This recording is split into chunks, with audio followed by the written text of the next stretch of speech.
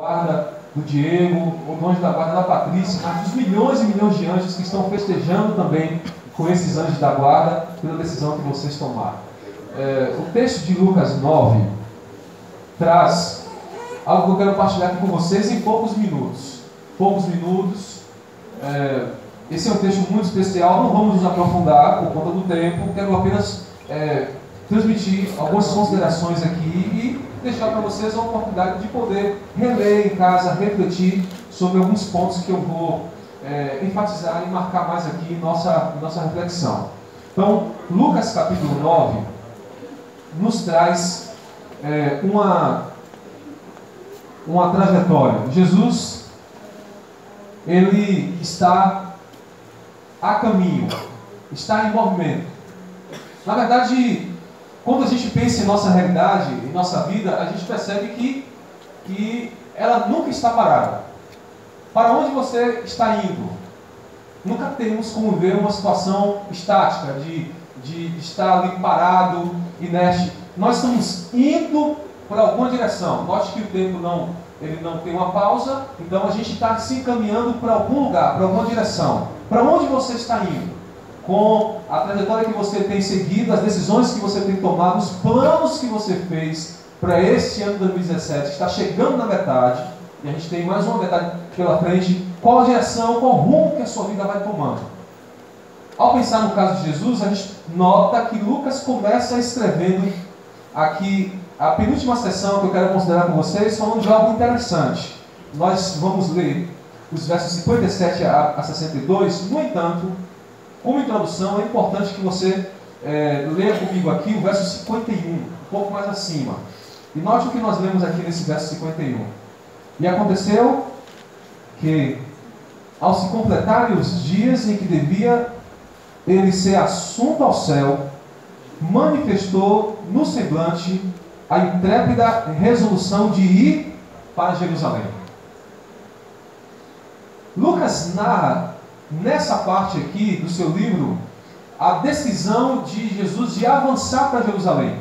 E ao ler com calma os versos e capítulos seguintes, você poderá encontrar, sem muita dificuldade, essa noção de que Jesus está se movimentando. Na verdade, ele veio aqui e o ponto mais alto da sua vida aqui era chegar em Jerusalém. É importante que você não esqueça isso.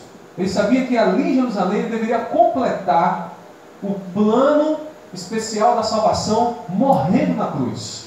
Para isso ele veio, viveu 30 anos se preparando e agora ele está envolvido na sua missão e a sua missão está chegando perto do final. E por isso que o texto diz, ao se completar os dias de ser assunto ao céu, ele sabia que faltava muito pouco tempo. Então, as pessoas que o cercavam perceberam que ele estava decidido. Eu bem posso dizer claramente, Diego, que as pessoas que o acompanharam perceberam que você estava decidido. Estava focado naquilo que sabia que precisava fazer. E Patrícia, estudando a palavra, frequentando a igreja, e até antes do que nós imaginamos também, chega às águas batismais nessa noite. Jesus estava focado, como vocês dois. Sabia onde deveria ir. Era completar a sua missão. E Lucas narra que as pessoas notaram isso no seu semblante, e ele manifestou no seu rosto a decisão firme de avançar, de caminhar para Jerusalém. Na verdade, em Jerusalém tinha, portanto, grandes obstáculos. Os momentos de maior luta de Jesus no seu ministério estavam em Jerusalém, no templo, onde ele estava cercado por escribas, fariseus, e muitas pessoas que estavam ali atentas para pegar alguma contradição e algum deslize. Mas era em Jerusalém que ele precisava chegar, e ali estava, portanto, a razão da sua vida, que é essa terra. Então, ele está em movimento, ele está caminhando. E no verso 57, que é objeto de nossa maior atenção, note como Lucas então narra. Indo eles caminho fora, alguém lhe disse, seguir-te-ei para onde quer que fores. Mas Jesus lhe respondeu, as raposas têm seus covis, e as aves do céu ninhos, mas o Filho do Homem não tem onde reclinar a cabeça. Nós temos 3 encontros aqui. Eu quero falar brevemente, mas bem poderíamos falar muito sobre cada um deles. Mas o primeiro parece então nos deixar um tanto quanto perplexos. Jesus é aquele que convida: vinde a mim, todos os que estáis cansados e oprimidos. Mas o que ele está fazendo aqui? Não parece uma contradição? Tal reação? Quando nós lemos um relato paralelo de Mateus, contando a mesma história, nós percebemos que Mateus então dá não um nome, mas um detalhe a mais que nos permite entender quem é essa pessoa. Trata-se de um escriba, pelo relato de Mateus. Bom, o que nós temos aqui? Alguém que está vendo Jesus com a sua igreja itinerante, caminhando, sua igreja composta dos discípulos, e diz: olha, eu quero me unir a vocês. E a igreja está aqui hoje, como aquela igreja itinerante, convidando pessoas para se unirem a Cristo. É o mesmo convite que Jesus fazia naquela oportunidade e que tanto Diego quanto Patrícia aceitaram. No entanto, olha a reação de Cristo. De fato, é muito estranha, mas a gente percebe de maneira muito clara que Jesus estava cercado de pessoas que abertamente estavam procurando o seu mal. Mas Jesus estava também cercado de pessoas que não estavam procurando o seu mal, mas eram pessoas que estavam procurando, em meio àquela igreja, algum tipo de vantagem pessoal. Você pode se lembrar ou perceber que no cristianismo de hoje se pode encontrar muitas pessoas com essas características. Como está o seu coração? Que tipo de objetivos você tem? Veja que Jesus conhece o coração de cada pessoa, e naquele dia ele olhou para o coração daquele homem que Mateus disse que era um escriba, e percebeu que aquele homem estava buscando na igreja itinerante de Jesus vantagens e benefícios pessoais. Não estava focado naquilo que deveria ser, portanto, as características do reino de Deus. E quando Jesus olhou para aquele homem, percebeu que ele precisava rever os seus conceitos. Na verdade, aquele homem é uma clara representação de inúmeras pessoas cujo coração chega, mas que não está sendo colocado nas mãos do Senhor. E aí há uma pergunta muito clara aqui: o que é possível encontrar ao seguir a Cristo? Para aquele homem a resposta foi: olha, você deseja ter conforto, deseja ter estabilidade, deseja ter algum tipo de vantagem, mas o próprio Filho do Homem não tem onde reclinar a cabeça. Você percebe que entre muitas lições que podemos aprender desse texto, uma delas é que Jesus Cristo está chamando você, todo o ensino acerca de prosperidade, todo o ensino acerca de benefícios pessoais, vantagens e melhora de sua vida financeira ou de qualquer outra natureza, não pertence à característica do ensino de Cristo ao formar o seu povo. Não pertence.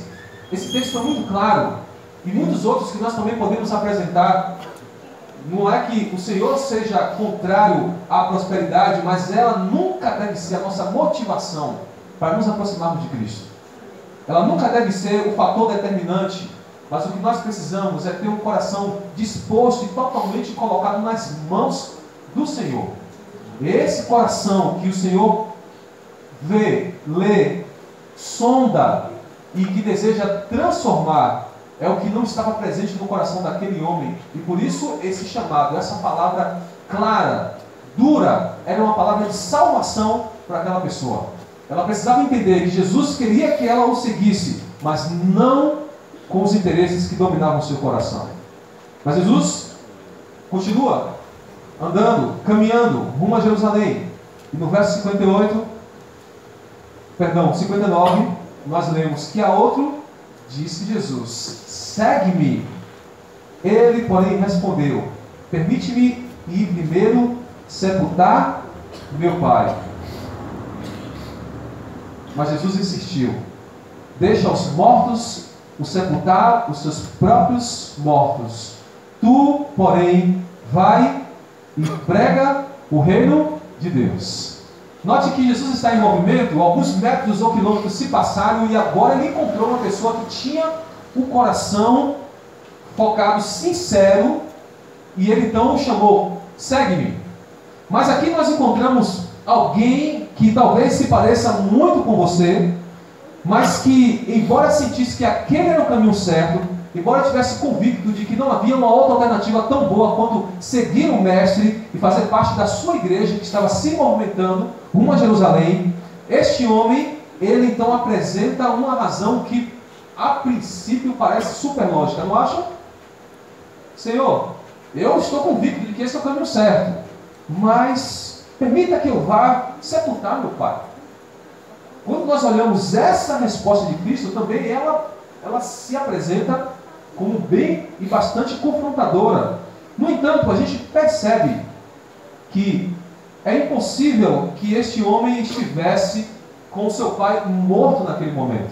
Na realidade, dentro daquele aspecto cultural, estava muito claro que seguir a Cristo significava deixar. Segue-me. Quando Jesus fala claramente para Mateus, e a gente lê isso de maneira muito clara nos evangelhos, segue-me, Mateus se levanta da coletoria, abandona tudo e passa a seguir. Os discípulos deixam as redes, e tantos outros deixam as suas atividades. Aquela é uma igreja itinerante que está se movimentando, e este homem, portanto, ele desejava sim seguir a Jesus e seguir essa igreja, mas ele desejava ainda cumprir sua obrigação familiar, que estamos falando de família, nesse período, que era aguardar até um dia que seu pai viesse falecer e ele cumprir, portanto, seu papel de filho, sepultando, e assim estaria em condição de deixar a casa para seguir Jesus para onde Jesus fosse. É essa a intenção que ele tem. No entanto, quando que isso iria acontecer? O plano é nobre, está relacionado com algo voltado para a cultura, para a moral, para os bons hábitos, os bons costumes, o cuidado para com os pais. Mas Jesus sabe claramente que este homem, ele tem outros irmãos, e como diz aqui o texto, essas pessoas ainda estão mortas espiritualmente, e estas devem sepultar os mortos. E este homem que está sendo alcançado pela luz do Evangelho não pode adiar indefinidamente tal decisão sem prejuízo de sua própria vida. Não é isso que entendemos? Deixa os mortos, espiritualmente falando, sepultar os seus próprios mortos, cumprir suas convenções. Tu, porém, vai e anuncia o reino de Deus. Anuncia o reino de Deus para a família, anuncia para as pessoas com as quais você entrar em contato. Você precisa tomar essa decisão, você precisa fazer parte da minha igreja. Jesus está falando, para que então você possa ver pessoas que estão mortas serem ressuscitadas espiritualmente falando. Amém. É o chamado de Jesus para esse homem, é o chamado de Jesus para você também. Jesus segue, está avançando, e chegamos ao verso 61. E outro lhe disse: seguir-te-ei, Senhor, mas deixa-me primeiro despedir-me dos de casa. Mas Jesus lhe replicou: ninguém que, tendo posto a mão no arado, olha para trás, é apto para o reino de Deus. O texto não é completo, mas ele nos passa a ideia de que Jesus também convida. A noção que nós temos aqui é que o primeiro é que se apresenta, o primeiro ele se oferece, mas o segundo e o terceiro são pessoas que Jesus olha no coração e percebe claramente esse coração. Quando nós falamos sobre a capacidade de Deus de enxergar, de sondar, nós percebemos que a Bíblia é muito clara em relação a isso, e o próprio Jesus ele contou uma parábola para mostrar claramente como os corações humanos podem ser divididos em 4 etapas, conforme Mateus capítulo 13, simbolizado, portanto, na semente do Evangelho, que é a palavra que cai, portanto, em terrenos diferentes. Você já deve ter lido, se não leu, vai ser muito bom ler, e lá você vai ter claramente Jesus falando: olha, o coração do ser humano, ele é diversificado, e a palavra de Deus, ela alcança esse coração e pode ter 4 espécies diferentes de terreno aí. Está claro em Mateus capítulo 13. O último é a boa terra, que a semente do Evangelho cai e frutifica abundantemente. Jesus olhou para o coração desse homem, bem como o segundo, e o chamou: venha, siga-me. Você já está convicto de que esse é o caminho? Você já tem estudado a palavra? Então, deixe essas outras coisas de lado e passe a me seguir. Esse mesmo convite feito para esse homem, o terceiro, tem sido feito ao longo dos séculos e é feito também para você que está aqui nessa noite. Ora, quando nós pensamos nesse quadro, nessa realidade, nós percebemos que nessa noite haveria muitas outras alternativas prazerosas ao ser humano natural, muito melhores do que estar numa igreja ouvindo a palavra de Deus. Mas o fato de você estar aqui, acompanhando a palavra de Deus, mostra que o seu coração é sensível à voz do Espírito Santo. E não tenha dúvida, Jesus está falando para você o mesmo que falou para o segundo e para o terceiro homem, convidando você a fazer parte da igreja dele. A igreja dele que está em movimento, Jesus está chamando, mas olha a resposta. Ela parece positiva, ela diz: sim, eu vou te seguir. Vamos marcar o batismo para o futuro, não agora. Eu vou fazer parte da sua igreja, Jesus, vou ser batizado por um dos seus discípulos, mas eu primeiro tenho que me despedir de casa. De novo nós encontramos uma argumentação razoável, a partir de um olhar superficial, e também encontramos uma resposta de Jesus um tanto quanto indelicada. Vocês não acham? Despedir? Por que não pode despedir?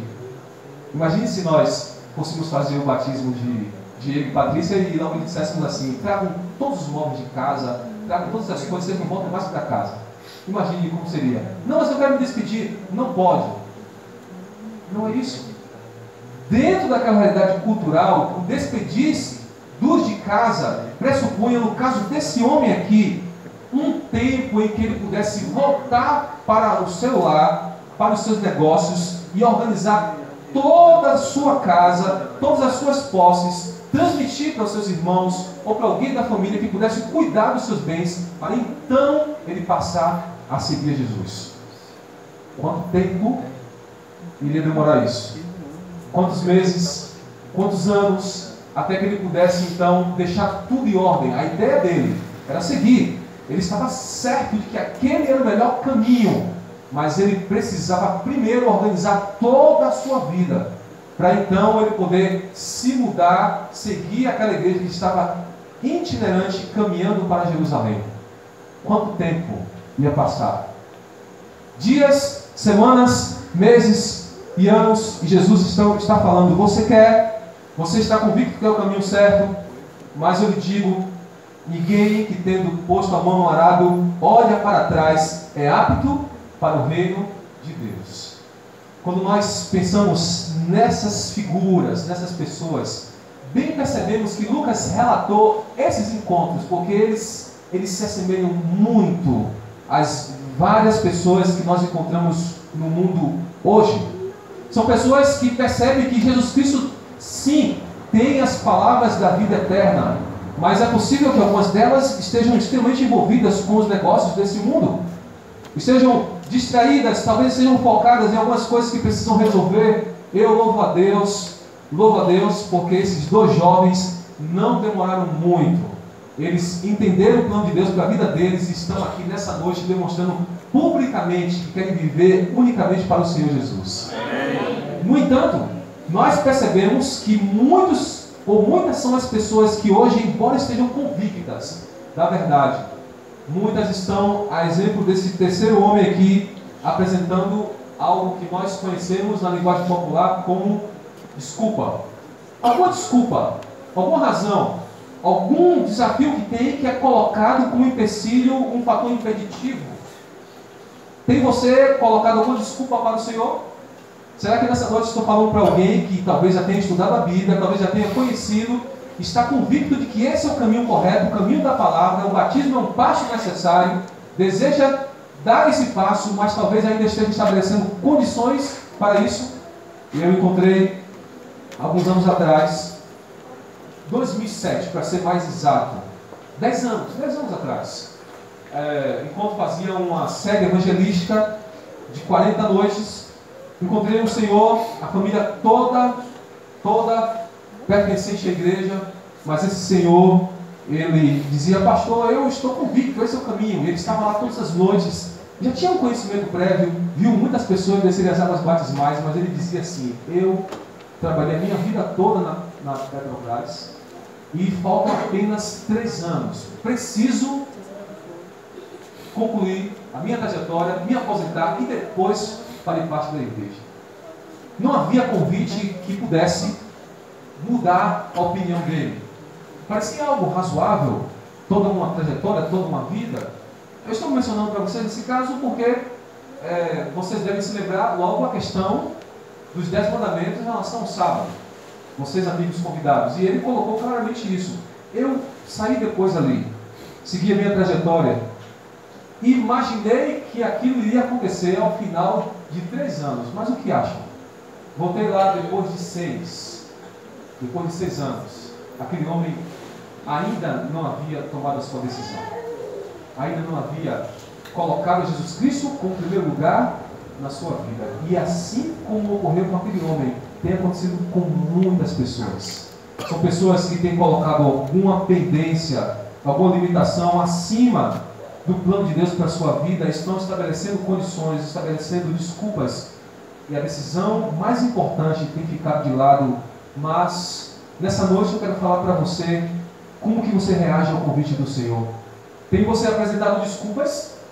Tem postergado a sua decisão?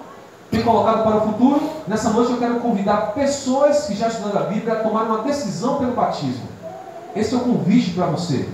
Mas pastor, eu ainda não estudei, nem sei. Quero convidar você a começar o estudo bíblico. Amém. Começar a conhecer, descobrir se a decisão que Diego e Patrícia tomaram de fato está fundamentada na Bíblia.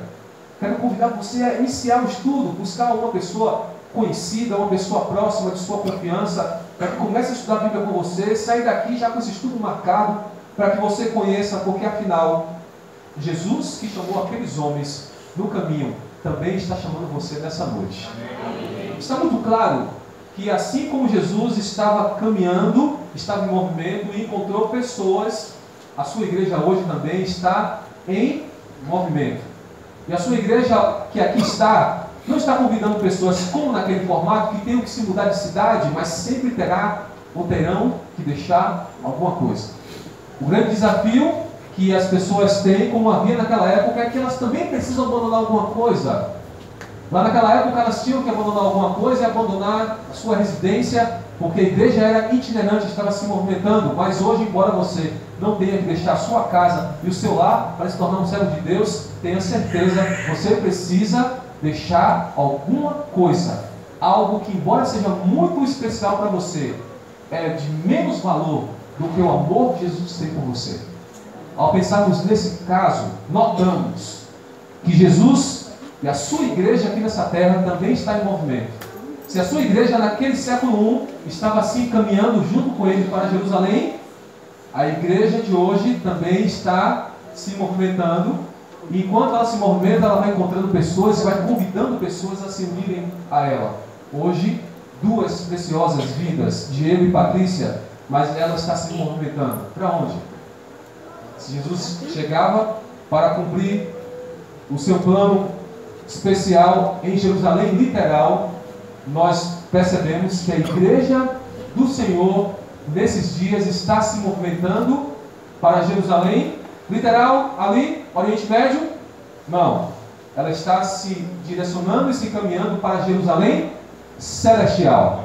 A igreja de Jesus está caminhando para Nova Jerusalém, para um lugar onde nós poderemos passar a eternidade com o Senhor Jesus Cristo. E Ele que morreu na cruz por você, pela sua família, está convidando você a se unir à sua igreja hoje. O convite do Senhor é o mesmo. Segue-me, passe a conhecer, está convicto, tome a sua decisão. Eu louvo a Deus, porque esses jovens, eles são uma demonstração muito clara de que o Espírito de Deus está trabalhando. Eu quero agradecer muito a Deus pela decisão que vocês tomaram, decisão corajosa, assim como tantos outros já tomaram aqui, e a decisão de passar a seguir a Cristo, fazer parte da sua igreja e se direcionar continuar avançando rumo às mansões celestiais. Eu concluo com uma frase muito parecida com aquela que eu usei no início. Lembra quando eu comentei, para onde você está indo? Que rumo você está dando para a sua vida? Lembra que eu fiz essa pergunta bem no início? Agora eu quero terminar com ela. Permita que Jesus Cristo dê um rumo à sua vida. E que o rumo do Senhor Jesus Cristo, sem dúvida, é conduzi-lo às mansões celestiais para passar a eternidade com o Senhor. Eu quero convidar aqui à frente duas pessoas que disseram: pastor, eu quero fazer parte da igreja do Senhor e quero também me unir esse povo rumo a Jerusalém espiritual. Eu quero, portanto, convidar aqui à frente esses dois jovens. No final vou fazer um convite para todos os demais, mas eu quero convidar aqui Diego, Patrícia, para que venham. Eu quero destacar algo que para mim é muito especial. Além da decisão que eles tomam, que é essencial, que é o ponto de partida para tudo mais que eles venham a fazer na casa de Deus, eu quero destacar e parabenizar a forma sincera como vocês encararam. Eu até mencionei isso aqui, os princípios bíblicos. Patrícia teve um contato com os materiais, DVD, assim como tem acontecido com muitas pessoas hoje, e tomou sua decisão. Diego havia começado um tempo atrás, parou, agora retomou. E eu também queria destacar um outro ponto, o fato que antes que Diego chegasse às águas batismais, é uma coisa que a gente não encontra sempre assim, mas eu quero já dizer para vocês que aqui nós temos uma pessoa que vai ser batizada agora e que já tem em Patrícia a primeira pessoa que ele ganha para Cristo. Amém. Porque ele começou a transmitir para ela o que ele recebeu, DVD e materiais no princípio Patrícia. E note como ele começa, na verdade, cumprindo aquele princípio que a gente lê claramente em O Deserto das Nações, comentando João capítulo 4, quando ela comenta e diz o seguinte: todo verdadeiro cristão nasce no reino de Deus como missionário. Amém. Eu tenho certeza que assim como você foi já passando para ela esse espírito missionário, em breve também ela vai passar para outras pessoas no local de trabalho que vão acompanhando a decisão também, Patrícia, sua, serão, portanto, alcançadas por essa mensagem. E eu creio plenamente que Deus tem grandes planos para a vida de vocês. Vocês chegaram aqui voluntariamente, eu quero então fazer-lhes algumas perguntinhas. Eu gosto sempre, dia de domingo, usar o voto alternativo que o manual nos apresenta. Nós temos um voto maior, de 13 perguntas, temos um voto alternativo, vocês podem conferir no manual, que é um resumo das 13 perguntas. Eu vou utilizar esse modelo aqui. Vocês aceitam a Jesus Cristo como Senhor e Salvador da vida de vocês? Vocês entendem e compreendem os princípios bíblicos conforme ensinados pela Igreja Adventista do Sétimo Dia e desejam viver de acordo com esses princípios? Amém. Vocês aceitam o ensinamento do Novo Testamento acerca do batismo por imersão e desejam nessa noite ser batizados dessa maneira e fazer parte da igreja local e da igreja mundial? Amém. Muito bem. Olha, eles falaram amém, mas eles podiam dizer não ou sim, estavam livres. O voto é uma essência daquilo que eles estudaram, um resumo daquilo que eles aprenderam da palavra. E eles, portanto, pelas respostas bem espirituais, amém, aqui, seguras, eles demonstram que estão conscientes da decisão que eles estão tomando.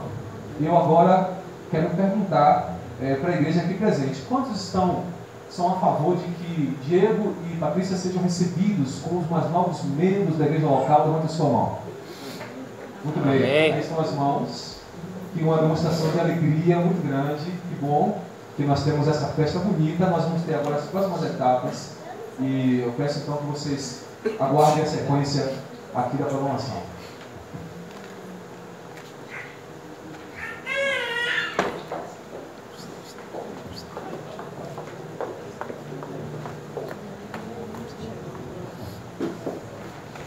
Enquanto o Diego e a Patrícia estão se arrumando, com o pastor também, para essa bênção maravilhosa que eles têm as águas, essa é uma vida com o Senhor Jesus, nós vamos dar continuidade aqui. Nossos amigos que nos visitam, receberam um papelzinho? Receberam? Ok. Vamos sortear aqui, nós temos aqui 4 CDs e vamos sortear para vocês, amigos que estão nos visitando nessa noite. E eu sei que vocês vão gostar desses louvores maravilhosos. E depois vamos falar realmente bênçãos aqui na casa de vocês, amém? Deus abençoe. Vamos lá, vamos ver qual vai ser o primeiro número. Todos receberam, né? Todos receberam? Ficou algum visitante, alguma família visitante? E por família, ficou alguma visita? Ali é o irmão Léo, da Mato Bahia. A mãe, a Maiara. Ficou alguém? Alguém não, né? Vamos lá, vamos lá. Peguei também. Vamos ver. Vem aqui. Vamos lá. Primeiro. Vamos conferir certinho. 5930, final 21. 21. Quem é? Vem cá, meu jovem. Vem cá receber esse CD. Isso. Ok, meu querido. Deus abençoe você grandemente. Que recebe esse CD aqui da nossa irmã Cássia Dalto, tem como título Amado Salvador. Vai ser uma vez em sua casa, esse louvor maravilhoso. Vamos tirar uma foto. Vamos cá. Isso. Vou descer aqui para mim. Ok, Deus abençoe. Vamos mais um sorteio. Vamos lá, mais um sorteio. Vamos lá, vamos ligeiro. Mais um sorteio, mais um sorteio da nossa irmã Cássia. Vamos lá, vamos lá. 5930, final 23. 23. Olha aí, o pai do Diego aqui já chegou aqui, a bênção completa, irmão. Deus abençoe, meu querido, volte sempre. Fique à vontade na casa do nosso Deus. Vamos lá, tirar foto? Vamos lá, registrar. Isso, meu querido, Deus abençoe, meu irmão. Vamos lá, mais um. Mais dois CDs aqui, pra gente finalizar. Olha aí, vamos lá. Com amor, Robson Fonseca, CD para a família, maravilhoso, muito bom, viu?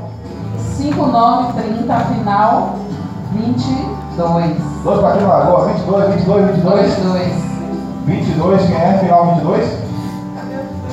Não tem final 22? Quem é? Ah, é a namorada do Diego. Rapaz, esse Diego é uma bênção, viu? Cadê minha jovem, minha cara? Muito bom esse CD, com amor. Robson Fonseca, rapaz, uma bênção para a família. Ela vai ouvir, vai pegar para mim falar Júnior. E CD abençoado. Vem cá, ele. Vem cá, minha jovem. Diga se batizar. O pai já chegou e recebeu já um CD, já ganhou sorteado. Agora a namorada também recebe mais um CD. Que Deus abençoe minha irmã grandemente. Vai gostar. Vamos tirar a foto? Vamos lá.